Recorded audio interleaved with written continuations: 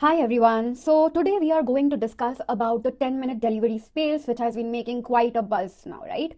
So before I get started, wanted to greet all of you a very happy new year. So yeah, let's dive straight into it.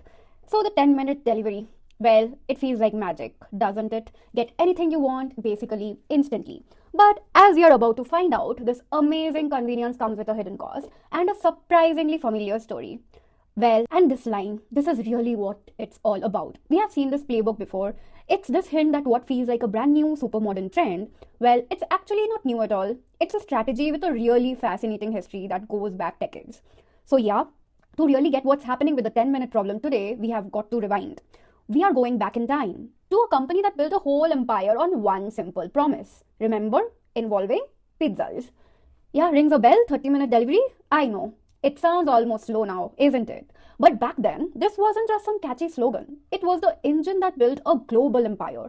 That promise was an absolute masterstroke because it tapped into our need for speed, for reliability, and boy, it did work.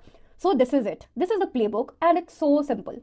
Step 1, you make a really bold promise based upon time. Step 2, you just watch as customers flock to you and your business explodes. But then you hit step 3, the part that nobody really wants to advertise. You have to face the hidden cost of that speed. And this is where that playbook starts to show its dark side.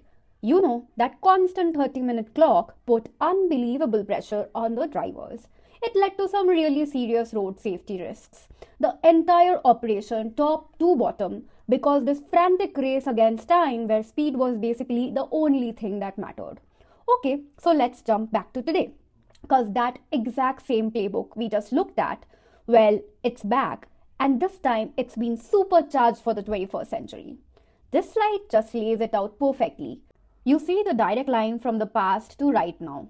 What Domino's did with the 30-minute pizza promise, these new quick commerce companies are doing with 10-minute everything.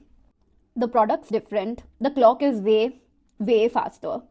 But that core promise, it is exactly the same. But here's the twist this time around. People are noticing those hidden costs much faster, and now the government has actually stepped in. They are telling these companies, you have to stop using 10-minute delivery in your branding, putting emphasis on the word branding, which is marketing here, okay? So this is where it gets really interesting. What's the real target here? Are they just going after a marketing slogan, or are they trying to change the entire system that the slogan created? That's the main question. And this right here is the most important distinction to make. The government isn't saying these companies can't deliver things in 10 minutes. They are not targeting their capability to be fast. They are targeting the communication merely. That public promise, because that's what creates all the pressure down the line. And that promise is what we call a behavioral lever. Think about it. That old free pizza, if it's late deal. That wasn't really for the customer. It was an internal tool, a lever, to make absolutely everyone in the system, from the kitchen to the driver, obsess over the clock. And today's 10-minute promise, it's exact same kind of lever. Which leads us to our huge question. If you take away the public promise, does the pressure to actually be that fast really go away? Will the people on the ground actually feel things relax a bit? And right on the heels of that, you have to ask this. Even if the slogan's gone, what about the guts of the system?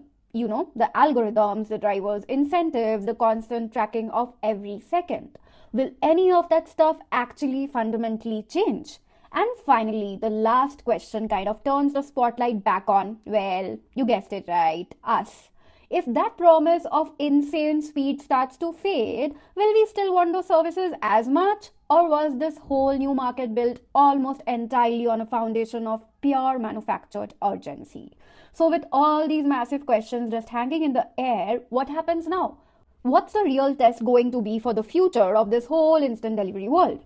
And this right here, this is the absolute core of it all. Marketing doesn't just convince you to buy something, it literally builds our expectations. It creates a new normal, and then entire systems have to be built to meet that new normal. So that's the real challenge, isn't it? Getting rid of a slogan on an app, that's the easy part. But the expectation of speed that the slogan created, that might already be baked into everything. The tech, the culture, and maybe most importantly into our own habits as customers.